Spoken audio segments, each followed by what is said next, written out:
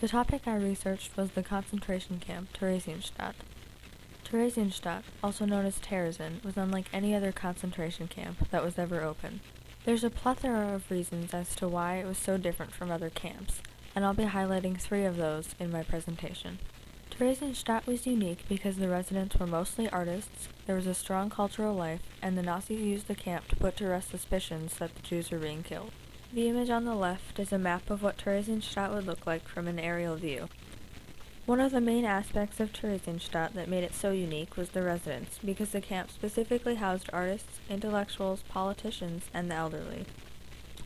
Despite the poor conditions in the camp, musicians and actors still put on performances. This freedom of expression gave them a false sense of security and diffused tension. Inmates could usually perform immediately following a deportation. This would serve as a distraction from the sadness of losing a loved one, and would counter any thoughts they may have about rebelling against officers in the camp. Built in 1780 as a garrison town to protect nearby Prague, the Nazis reinvented Theresienstadt as a model ghetto, a place to showcase prominent Jews. Gathered here were academics and scientists of international standing, and some of the most gifted artists in Europe. Jews who would be missed.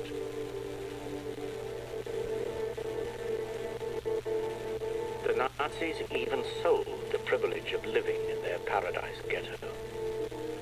Wealthy Jews were duped into transferring their assets to the Reich in exchange for houses on the park or overlooking the lake.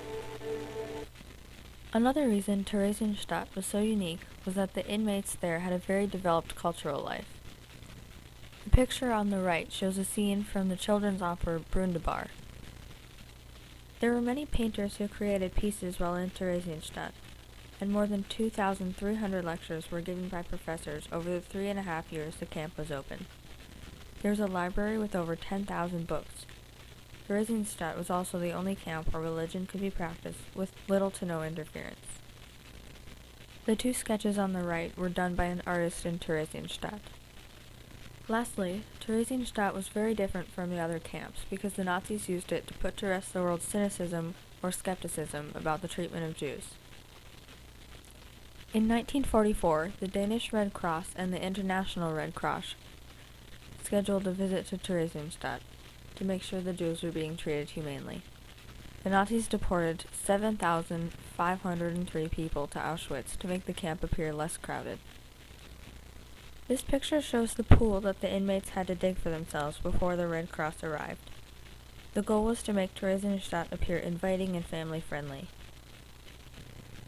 The Red Cross visit went according to plan, and they left satisfied that the Jews were being treated with respect. The Nazis decided that if they could fool the Red Cross, they could fool the rest of the world too. And so inmate and former Jewish actor and director Kurt Geron was sought out by the officers at Theresienstadt. He was hired to direct a film meant to glorify concentration camps. When the film was finished, most of the cast was deported to Auschwitz. The film was never screened.